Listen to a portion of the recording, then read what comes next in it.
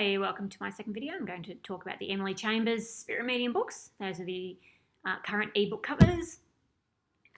These are the paperbacks and the original ebook covers. Now, I wanted to move out of Elizabethan era and into the Victorian era, and I knew I wanted to also write books with light paranormal, specifically ghosts and mediums in it. And the two seemed like a good fit because around 1880, it was a really trendy, popular thing for middle class and upper class ladies to have mediums around to speak to ghosts. And it was a nice, pleasant afternoon tea that she'd invite all her friends around and they'd commune with spirits.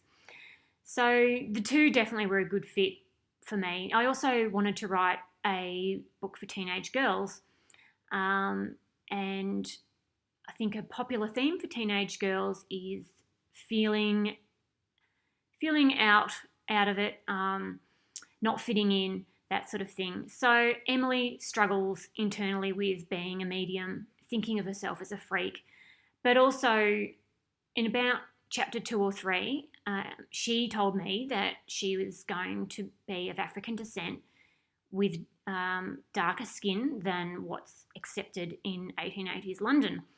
So this added another dimension to the character and the stories, which I hadn't anticipated when I set out to write the books, but I'm glad I went with my gut because I feel like it adds extra dimension to Emily, to her self-image struggle, which teenage girls can identify with. I'm probably most proud of her as a character because of that.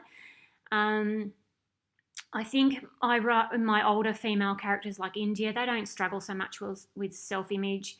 And even Charlie, who's in the Ministry of Curiosity, she's got that attitude, and she's a bit wiser.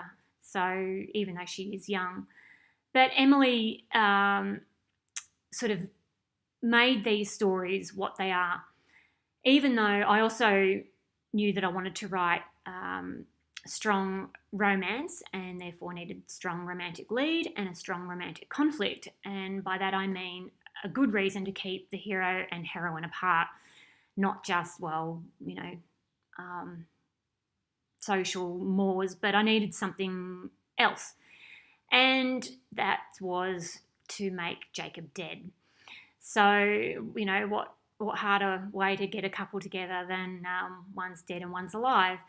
So I wasn't really sure how I was going to solve that issue until I was probably halfway through book 2 or nearly at the end, and, how it would end for them really. But I got there in the end.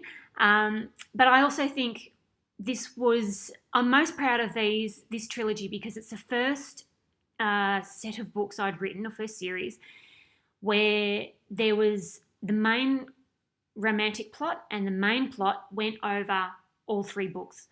There's a story that ends in each one, but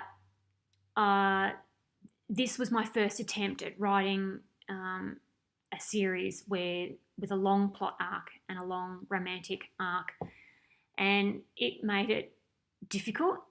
It took me a while to write these books. Also, I was researching a new era at the time. The Victorian era was not overly familiar to me. I'd done a lot of research in Elizabethan, so I had to switch. So I had a lot to learn, and I think for those reasons, I'm really proud with how the books turned out. Now, getting back to Jacob, I have a question for you. If Jacob had never died, been alive, do you think him being an upper-class white male in 1880s England, would he ever have ended up with Emily? Would he ever have accepted her and fallen in love with her? So there you go. Thank you. Bye.